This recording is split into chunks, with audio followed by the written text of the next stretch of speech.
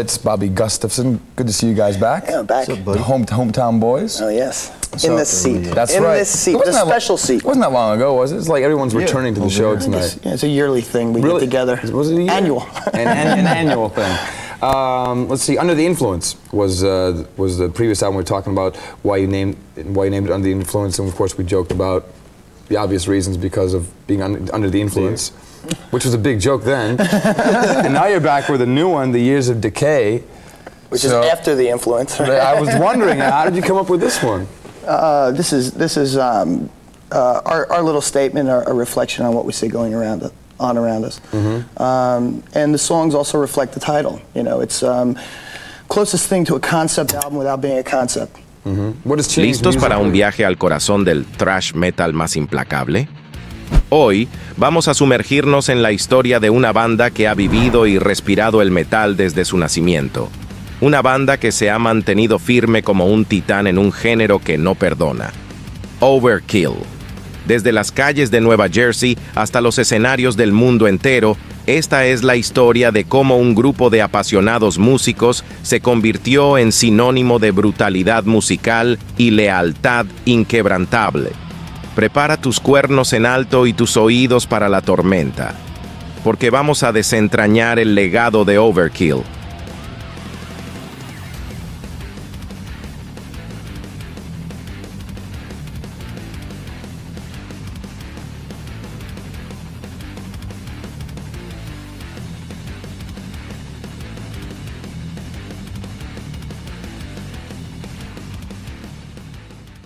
Overkill se formó en 1980 por miembros de la banda punk The Lubricants, que contaba con el bajista Didi Bernie y el batería Rat Skates. Bernie y Skates publicaron un anuncio buscando un guitarrista y un vocalista, al que respondieron el guitarrista Robert Pisarek y el cantante Bobby Ellsworth, y así se formó la primera encarnación de Overkill, tras rechazar varios nombres, entre ellos Virgin Killer.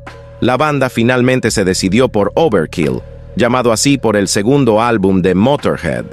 Las primeras versiones, especialmente las realizadas bajo el nombre Virgin Killer, eran canciones punk de los Ramones, los Dead Boys y otros. A finales de 1980, el repertorio de la banda estaba compuesto por canciones de grupos como Motorhead, Overkill y la mitad del álbum Ace of Spades, Judas Priest, Tyrant fue Suicier y Riot. Junto con la nueva afluencia de versiones de heavy metal, la banda seguía tocando un puñado de versiones de punk, con un extra de distorsión, intensidad y velocidad. En 1981, la banda pasó por una sucesión de guitarristas tras la marcha de Robert Pisarek, siendo sustituido primero por Dan Spitz y Anthony Amendola, luego por Rich Conte y Mike Sherry, antes de establecerse con Bobby Gustafson a finales de 1982, principios de 1983. Fue en esta época cuando la banda comenzó a escribir canciones originales, incluyendo Grave Robbers, más tarde rebautizada como Raise the Dead, Overkill y Unleash the Beast, Within. Luego vendrían más canciones como Death Rider, 1981, y Rotten to the Core, 1982. A medida que la banda seguía componiendo canciones, tocaban de manera habitual de los clubes de Nueva York y Nueva Jersey, como la Moors. En 1983, la formación de Bernie, Skates, Ellsworth y Gustafson publicó la demo Power in Black, una grabación que tuvo tanta repercusión en el circuito clandestino de intercambio de cintas como las demás de bandas de thrash metal de la entonces prometedora Bay Area, como Exodus y Testament. Power in Black permitió a la banda aparecer en dos recopilatorios. Feel the Fire se incluyó en New York Metal 84 y Death Rider apareció en el volumen Something de la serie Metal Massacre de Metal Blade Records. El éxito de Power in Black también permitió a la banda conseguir un pequeño contrato de grabación con Metal Storm Records, que dio como resultado el EP de 4 temas, Overkill, de 1985, que se agotó rápidamente, empujando instantáneamente a la banda a la vanguardia del incipiente movimiento thrash metal. Agotado el EP, solo en vinilo se considera ahora una rara pieza de coleccionista. Aunque se dice que la banda nunca ganó dinero con el lanzamiento, el EP de Overkill despertó un enorme interés en el underground y atrajo la atención de John Zazula, propietario de Megaforce Records, uno de los sellos independientes de heavy metal más importantes de la época. Megaforce firmó con Overkill un contrato discográfico multiálbum y publicó su álbum debut Feel the Fire en 1985. Aclamado por muchos críticos y fans como una obra maestra del thrash metal, el álbum cimentó la posición de la banda como una de las fuerzas motrices del movimiento thrash de la costa este. La banda pasó la mayor parte de 1985 y 1986 de gira en apoyo de Feel the Fire, de gira por Europa con Anthrax y Agent Steel, y apoyando a Slayer en su gira Raining Blood en América del Norte. El agotador calendario de giras de Overkill y la creciente expectación por Feel the Fire hizo que la banda fuera cortejada por varios sellos importantes.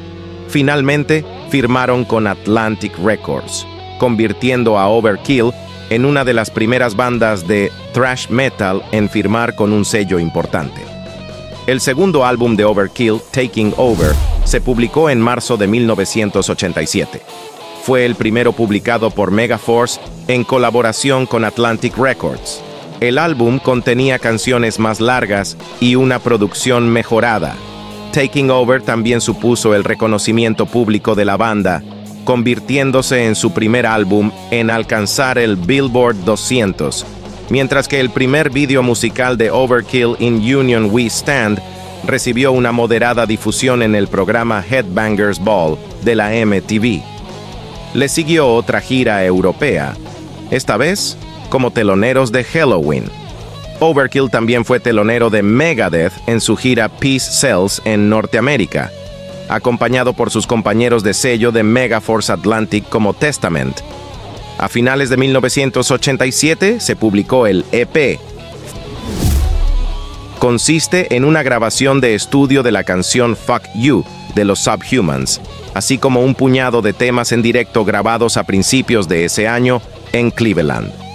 En 1987 también se produjo la marcha del baterista fundador Rat Skates. Fue sustituido por Mark Archibald durante un breve periodo de tiempo, y después de forma permanente por el batería danés Bob Sid Falk, ex componente de Battlezone de Paul Di'Anno.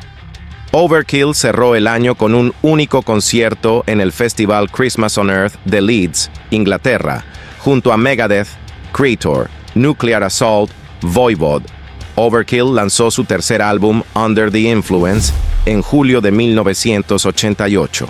Una vez más producido por Alex Perialas, que había trabajado en los dos primeros álbumes de la banda, Under the Influence era mucho más crudo y thrash, careciendo de la mayor parte de la atmósfera épica escuchada en Taking Over.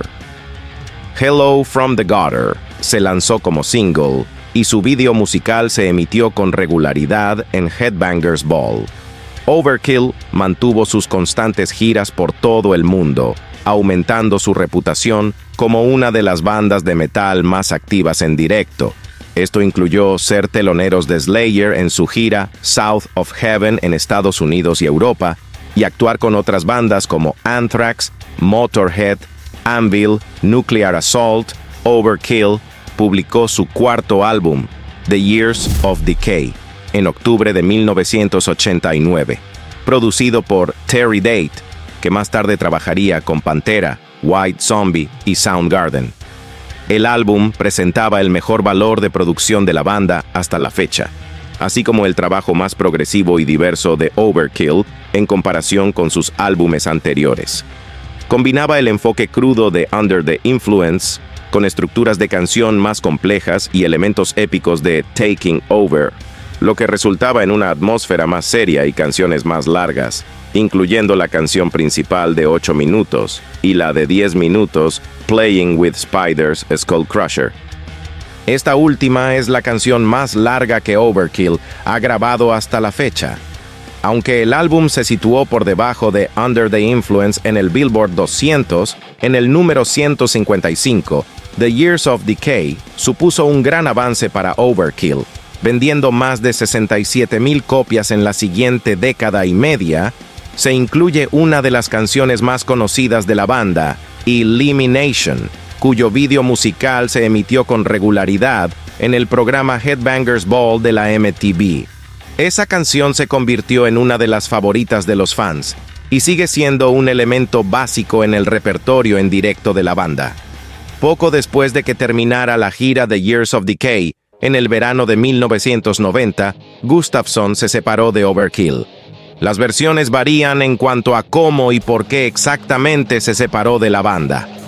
O bien fue despedido por Bernie y Ellsworth, o había dejado Overkill tras una discusión sobre la dirección musical de la banda. Gustafsson ha declarado que una de las razones de su separación de Overkill se debió a desacuerdos sobre los derechos de autor, durante los cuales se vio envuelto en una amarga disputa con Bernie y Ellsworth. Los miembros restantes añadieron 2 nuevos guitarristas a la banda: Rob Canavino, que había sido el técnico de guitarra de Gustafsson, y Merritt Gant, anteriormente de Faith or Fear. Ellsworth declaró en una entrevista con Invisible Oranges, años después, que la razón por la que Overkill había contratado a 2 guitarristas era principalmente porque querían hacer algo diferente. Sabíamos que si sustituíamos a Bobby por un solo guitarrista, nos compararían con lo que éramos. Así que nos pareció lógico traer a 2 guitarristas. No queríamos que nadie dijera, Bobby era mejor que este tipo nuevo. Y queríamos tocar cosas viejas con 2 guitarras para mantener la frescura. Nos dimos cuenta de que el cambio no es malo. El nuevo Overkill grabó su 5º álbum Horrorscope, de nuevo con Terry Date, en 1991. Con los furiosos riffs y solos de los nuevos guitarristas Canavino y Gant y la refinada composición de Bernie y Ellsworth, Horrorscope acalló rápidamente las preocupaciones de los fans de que la banda no se recuperaría de su ruptura con Gustafsson. Hoy en día, el álbum es ampliamente considerado como uno de los momentos decisivos de Overkill, y es posiblemente su lanzamiento más pesado. Centrándose en un estilo más oscuro y pesado, el álbum dio lugar al lúgubre single Horrorscope, una desviación de los primeros singles de la banda, que tradicionalmente habían sido canciones optimistas. Horrorscope fue también el primer álbum de Overkill acompañado de más de un vídeo musical o sencillo. Hubo vídeos musicales para la canción principal y Thanks for Nothing. Ambas recibieron buena difusión. En Headbangers Ball, Sid Falk abandonó la banda, admitiendo que nunca fue un gran fan de la música thrash metal. Falk dijo que al principio había querido llevar al límite su forma de tocar la batería tocando el tipo de música más compleja de la época, y con el tiempo decidió dedicarse a otros intereses musicales.